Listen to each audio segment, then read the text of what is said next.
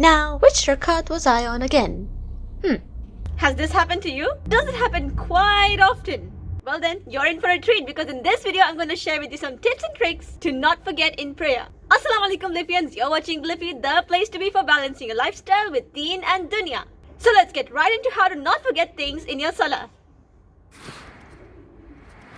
The first tip is something I learned from Mufti Menk, which is really cool because I've tried and tested it and it works really well. What Mufti Menk said is that we tend to forget things in salah because we are trying to remember other things that we don't want to forget. So his trick is to write down the things that you want to remember. So the way I like to understand the brain is to compare it to a desk that you work on. Before you start doing any work on your desk, you need to clean it out and remove any things from your previous task, right? Otherwise, all that clutter is going to build up and that makes it harder for you to do your next task. So similarly, your brain needs to declutter from one task before you move on to the next so that you can focus on that task. The way to clean or declutter your memory is to write things down. It's to put things from here onto paper.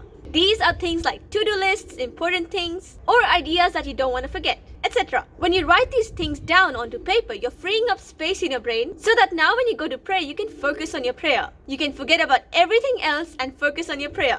Before we move on to the next step, give this video a thumbs up and that way you'll get some easy rewards because you'll be helping to push this video out to people who need to see it. So give this video a thumbs up and let's go.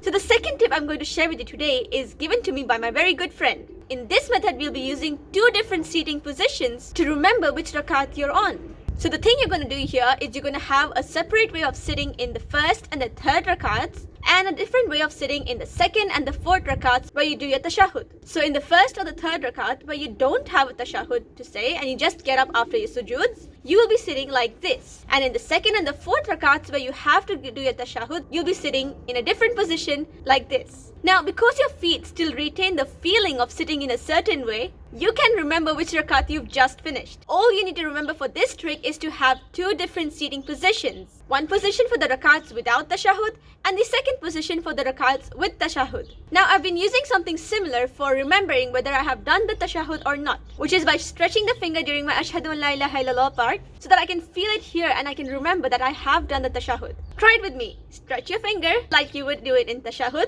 And now wait for 3 seconds. 1, 2, and 3. Can you feel that in your finger?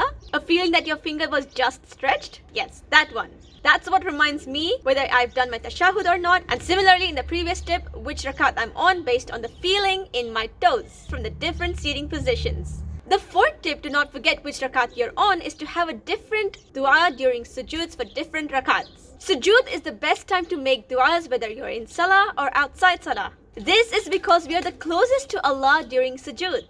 In Fard Salah, it is recommended to make your du'as in Arabic and there are a lot of du'as from the Qur'an you can use for this. If you assign a du'a for each sujood of each rakat, you can remember which rakat you're on. There is a difference of opinion whether you can make these du'as in your own language during prayer, but it is recommended to stick to du'as in Arabic during Salah, especially the Fard ones. So have a different du'a for each sujood in each rakat and that way you'll be able to remember which rakah you're on. Number 5. Shaitan is a very good distractor. His job is to make sure you start thinking of the things that are not relevant to you in Salah. And that way he makes you forget which rakat you're on. So there is a hadith where the Prophet ﷺ recommended dry spitting on your left shoulder 3 times to shoo away the shaitan when you feel distracted in Salah. Just make sure that if you're praying in the masjid and someone's praying beside you, then you don't disturb them with the dry spitting and don't dirty the masjid with that as well. Keep in mind, it is dry spitting, so no spit comes out.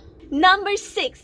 Now, no matter how much we try, forgetting becomes inevitable in Salah. In this case, if you've forgotten how many rakats you've performed, you need to do 2 sujoods before you say salam at the end of your prayer. This is from the hadith where the Prophet ﷺ describes to us how the shaitan responds to the azan and how he tries to distract us from prayer. He mentioned that if one forgets whether he's prayed 3 rakats or 4 rakats, then he should perform 2 prostrations of sahoo, i.e. forgetfulness. Comment below if you have any more tips to how to not forget things in your salah, and if you haven't already, give this video a thumbs up and subscribe because that way you'll be helping me make more such videos for you. And until next time, live your beliefs and stay tuned to Bliifee.